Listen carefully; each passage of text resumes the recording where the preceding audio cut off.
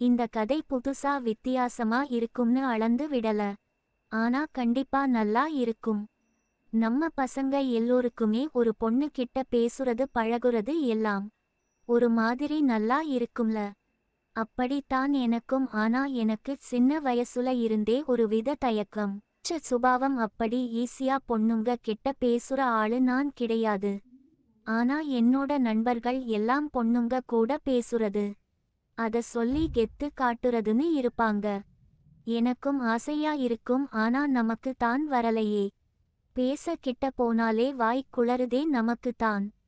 இது எனக்கு மட்டும் இல்ல, இங்க பாதி பசங்களுக்கு இந்த வியாதி இருக்கும்.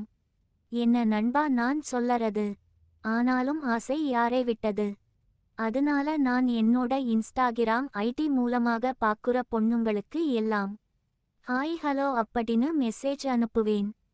அப்படியாது யாராவது பேசுவாங்கன்னு ஒரு நப்பாசைதான். இது என்னோட கல்லூரி பருவத்திலே நடந்த ஒரு சம்பவம். நான் பாட்டுக்கு எல்லோருக்கும் மெசேஜ் பண்ணிட்டு இருக்க. அதுல பாதி பேரு சரியா பேசவே இல்ல. அப்படி போயிட்டு இருக்கும் போதுதான் நான் சங்கீதா அப்படின்னு ஒரு பொண்ணுக்கு ரொம்ப நாளுக்கு முன்னாடி மெசேஜ் பண்ணி இருந்தேன். அவ அதுக்கு பதில் அனுப்பி இருந்தா. அப்படிதான் எங்க நடுவுல பேச்சு ஆரம்பிச்சது. நான் நேர்ல தான் பேச தடுமாறுவேன். ஆனா சாட் எல்லாம் வந்துட்டா நம்ம பேசுறது எல்லாம் தரமா இருக்கும். பேச ஆரம்பிச்சிட்டா என்னோட வாயை கொஞ்சம் கண்ட்ரோல் பண்ணறது எனக்கே கஷ்டம்தான். அதனாலேயே பேசுன கொஞ்ச நாட்களுக்குள்ளேயே நாங்க ஏதோ பல நாள் பேசி பழகுன நண்பர்கள் போல ஆகிட்டோம். அதுக்கு காரணம் அவளும் கிட்டத்தட்ட என்னோட வயசு கிட்டத்தான். இது நடக்கும் போது எனக்கு 21 இருக்கும், அவளுக்கு 19 தான். அப்ப அவளும் சென்னை தான், ஒரே ஊர்க்குள்ளேயே இருந்தாலும் நாங்க 2 பேரும் இன்ஸ்டாகிராம் தாண்டி பேசுனது கிடையாது. நானும் அவள நம்பர் குடு கால் பண்ணு அப்படின்னு எந்த இடத்துலயும் வற்புறுத்துனது கிடையாது. அதனாலேயே அவளுக்கு என் மேல ஒரு தனி மரியாதை. எப்பவும் மக்களே அவசரப்பட்ட நம்ம நினைச்சது எதுவும் நடக்காது. ஆக்க பொறுத்த நமக்கு ஆரவும் பொறுக்கணும். நாங்க பேசி ஒரே மாசத்துல அவளுக்கு சரியா பிறந்த நாள் வந்துச்சு. எனக்கு அவ கூட பேசுறது புடிச்சு இருக்க. இந்த பிறந்த நாள் அவளுக்கு மறக்க முடியாத நாளா மாத்தணும் அப்படின்னு 12 மணிக்கே முழிச்சுக்கிட்டு இருந்து அவளுக்காக வாழ்த்து சொல்லறது, ஸ்டோரி போடுறதுன்னு என்னால முடிஞ்ச எல்லாமே பண்ணேன் அவளுக்காக நான். அவளுக்கு இது வரைக்கும் யாருமே 12 மணிக்கு எல்லாம் விஷ் பண்ணாதே இல்லை போல. அதனால அவளுக்கு அது ஏதோ பெருசா தெரிஞ்சுது. நானும் இது வரைக்கும் அப்படி யாருக்குமே பண்ணது கிடையாது. அவ பிறந்த நாள் புது டிரஸ் போட்டுட்டு நான் கேட்காமையே அவளே அவளோட போட்டோவை முதல் தடவை எனக்கு அனுப்புனா. அவ உலக அழகி, அது இது அப்படின்னு அடிச்சு விட மாட்டேன். ஆனா என்னோட கண்ணனுக்கு உண்மையாவே அவ தேவதையா தான் தெரிஞ்சா. கருப்பு தான், ஆனா அந்த முகத்துல ஒரு கலை இருந்துச்சு. அதுவே பார்த்த உடனே அவள கப்புன்னு புடிச்சு போக ஒரு காரணமா ஆகிடுச்சு. இது நாள் வரைக்கும் என்னோட ஃப்ரெண்ட்ஸ் எல்லோரும் நான் ஏதோ போலி ஐடி கிட்ட பேசுறேன்னு கலாய்ச்சிட்டு இருந்தாங்க. ஆனா இன்னைக்கு போட்டோ பார்த்துட்டேன். இந்த பிறந்த நாளுக்கு அப்புறம் எங்களுக்குள்ள நல்ல நெருக்கம் ஆச்சு. அது எங்களுக்கே தெரிஞ்சு இருந்துச்சு. 2 பேரும் அதுக்கு அப்புறம் ஒரு நாள் கூட பேசாம இருந்தது இல்ல. அப்படி ஒரு நெருக்கம். சில விஷயங்கள் எல்லாம் அதுவா நடந்தாதான் நல்லா இருக்கும்னு சொல்லுவாங்குல. அதனால எதையும் எடுத்தோம் கவுத்தோம்னு என்னைக்குமே பண்ண கூடாது மக்களே. கொஞ்ச நாட்களுக்குள்ளேயே நாங்க மீட் பண்ணலாம்னு பேசுற அளவுக்கு வந்துட்டோம். அதுவும் நான் கேட்கல, அவளே தான் அந்த பேச்சையும் எடுத்தா. நாங்களும் நாங்க மீட் பண்ண முடியுமா அப்படின்னு அதுக்கு ஏத்த நாளை எதிர்பார்த்துக்கிட்டு இருந்தோம். சரியாய் அவ பிறந்த நாள் முடிஞ்சு 2 மாசத்துல நாங்க மீட் பண்ணலாம்னு முடிவும் பண்ணிட்டோம். அந்த நாளும் வந்துச்சு. அவள நான் கோயம்பேடு பஸ் ஸ்டாண்ட் வர சொல்லிட்டு நானும் அவளுக்கு முன்னாடியே போய் அவளுக்காக காத்துக்கிட்டு இருந்தேன். எப்பவுமே பொண்ணுங்கள காக்க வைக்காதீங்க. நமக்கு என்ன வேலை, முன்னாடியே போனா குறைஞ்சு போயிட மாட்டோம். அவகிட்ட பேசுறது வச்சு அவளுக்கு டைரி மில்க் ரொம்ப பிடிக்கும்னு தெரியும். அதனால பெரிய சாக்லேட் ஒன்னு வாங்கிட்டு தான் போய் இருந்தேன். இப்படி சின்ன சின்ன விஷயங்களை நம்ம ஞாபகம் வச்சு அவங்களுக்காக பண்ணும் போது அது சின்னதா இருந்தாலும் அவங்களுக்கு அது பெருசா தெரியும் மக்களே. அவ சொன்ன நேரத்துக்கு சரியா வந்து இருந்தா. தூரத்துலயே அவள நான் பார்த்துட்டேன். ஒரு ஊதா பூ கலர் சுடி போட்டுட்டு. போட்டோல பார்த்ததை விட இன்னும் அழகா செம்மையா தெரிஞ்சா என்னோட கண்ணனுக்கு மட்டும். அவ என்ன நோக்கி நடந்து வர நான் என்னை மறந்து அவள ரசிச்சுக்கிட்டு இருந்தேன். என்கிட்ட வந்து என்ன உசுப்பி பரத் என்ன பண்ணற என்ன ஆச்சின்னு அப்படின்னு கேட்டதும் தான் நான் அது பஸ் ஸ்டாண்ட் புரிஞ்சி சகஜ நிலைக்கு திரும்புனேன். என்கிட்ட வண்டி இல்ல, ஆனா ஒரு பொண்ண பார்க்க போகும் போது வண்டி இல்லாம போக கூடாதுன்னு என் நண்பன் கிட்ட கடன் வாங்கி வந்துட்டேன்.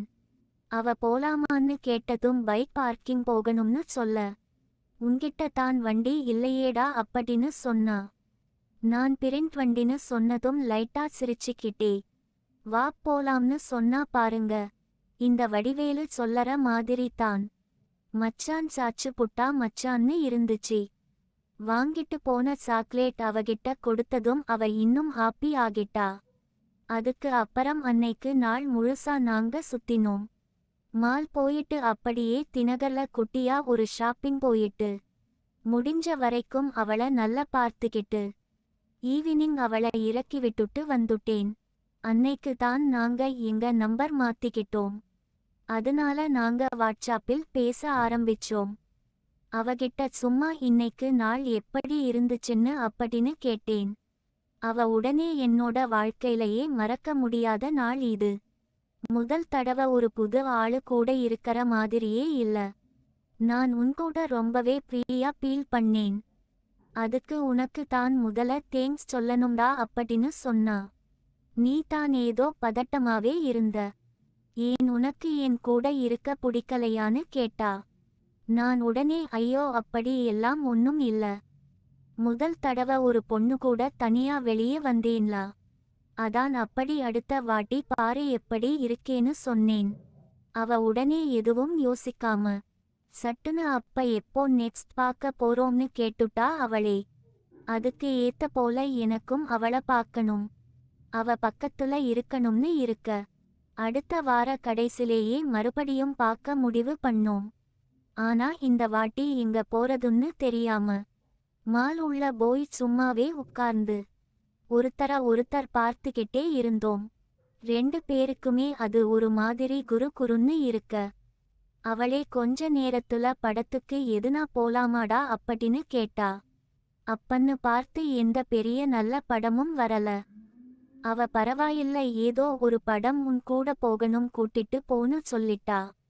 சரின்னு அப்பன்னு பார்த்து அந்த மால்ல எமக்கு தொழில் ரொமான்ஸ் அப்படின்னு ஒரு அசோக் செல்வன் படம் தான் ஓடிட்டு இருந்துச்சு. சரின்னு டிக்கெட் வாங்கிட்டு அதுக்கு போயிட்டோம். வழக்கம் போல தியேட்டர் உள்ள கூட்டம்னு பெருசா எதுவும் இல்ல. நாங்களும் எங்களுக்கு கிடைச்ச சீட்ல உட்கார்ந்தோம். படம் ஆரம்பிச்சு அது பாட்டுக்கு அது இஷ்டத்துக்கு ஓடிக்கிட்டு இருந்துச்சு. சுத்தமா நல்லா இல்ல, வேற வழியில்லாம பார்த்துக்கிட்டு இருந்தோம். அப்பன்னு பார்த்து நாங்க உட்கார்ந்து இருந்த சீட்க்கு முன்னாடி சீட்ல ஒரு லவ் ஜோடி போல அவங்க படத்தை மறந்து அவங்க தனியா ஒரு படத்தை ஒட்டிக்கிட்டு இருந்தாங்க. அத நான் பார்த்துக்கிட்டு பெருசா கண்டுக்கல. ஆனா சங்கீதா அத பார்த்துட்டு என்ன கூப்பிட்டு முன்னாடி பாரு செம சீன் போகுதுன்னு சொன்னா. நான் உடனே அவங்க ஏதோ பண்ணறாங்க விடு, அது அவங்க இஷ்டம்னு சொல்லிட்டேன். இதுக்கு நடுவுல பிரேக் விட்டுட்டு படம் ஸ்டார்ட் ஆச்சு. கொஞ்ச நேரத்துல என்னோட கை மேல சங்கீதா அவ கைய வச்சா. நான் ஏதோ தெரியாம பட்டு இருக்கும்போல்னு கை எடுத்துட்டேன். ஆனா கொஞ்ச நேரத்துல திரும்பவும் என்னோட கைய பிடிச்சா. இந்த வாட்டி எடுக்க முடியாத மாதிரி. நான் என்ன அப்படின்னுறது போல அவளை பார்த்தேன். அவளும் என்ன பார்த்த ஒரு 2 நிமிஷம் எதுவும் பேசிக்காம பார்த்துக்கிட்டே இருந்தோம். இதுக்கு மேலேயும் நல்லவன் போல நடிச்சா அவளே கடுப்பு ஆகி எழுந்து போயிடுவா. இது தான் சரியான நேரம்னு எதுவும் யோசிக்காம அவ நெத்தில முதல முத்தம் கொடுத்தேன். அவ அதுக்கு எதுவும் சொல்லலைன்னு பார்த்துட்டு மெதுவா அவ கிட்ட போனேன். அவ பொறுமையா இழந்துட்டு. என்னோட நேரம் நான் வாயை தொறக்கறதுக்கு முன்னாடியே. அவளே பட்டுனு பரத் நம்ம எங்கேயாவது தனியா இருக்கற மாதிரி இடத்துக்கு போலாமான்னு கேட்டா. எனக்கு ஒரு நிமிஷம் இது உண்மையா கனவானே சந்தேகம் ஆகிடுச்சு. ஆனா நேரத்தை வீணடிக்கமா என்னோட நண்பன் ஒருத்தன் ரூம் எடுத்து தங்கி இருக்கறது எனக்கு தெரியும். அவன் கால் அடிச்சு ரூம் கிடைக்குமா அவசரம்னு கேட்டேன். என்னோட நல்ல நேரம் அவன் ரூம்ல. அவனோட இருந்த இன்னும் 2 பேரு ஊருக்கு போயிருந்தாங்க போல. அதனால சரி அப்படின்னு சொல்லிட்டான். அவனை படத்துக்கு போக சொல்லிட்டு அவன் ரூம் லொகேஷன் வாட்ஸ்அப்ல வாங்கிட்டு அவ கிட்ட சொன்னேன். 2 பேரும் வெளிய வந்து கிளம்ப பார்த்தோம். அவ முகத்துல ஆனா ஏதோ குழப்பம் இருந்துச்சு. அவ கிட்ட என்ன அப்படின்னு கேட்டேன். இல்ல ஒரு மாதிரி பயமா பதட்டமா இருக்குன்னு சொன்னா. நான் உடனே உனக்கு சரியாபடலனா வேணாம்னு சொன்னேன். அவ உடனே இந்த ஒரு விஷயம் தாண்டா என்ன ஓகே சொல்ல வச்சுது. போலாம் வா கூட தான கிளம்பிட்டோம். இது எல்லாம் யுக்தி மக்களே தெரிஞ்சிக்கோங்க. எப்பவும் அலைஞ்சா எதுவும் கிடைக்காது பொறுமை தேவை. 2 பேரும் இடத்துக்கு போயிட்டோம். நான் சொன்ன மாதிரி அவன் படத்துக்கு போயிட்டு சாவியை வச்சுட்டு போயிருந்தான். உள்ள போனதும் கதவு ஜன்னல் எல்லாம் நல்லா சாத்திட்டோம். எங்களுக்கு இருக்கற நேரம் கம்மின்னு 2 பேருக்கும் தெரியும். அதனால நேரத்தை வீணடிக்கமா தியேட்டரில் விட்டதை இங்கு தொடர்ந்து சந்தோஷமாக இருந்தோம்.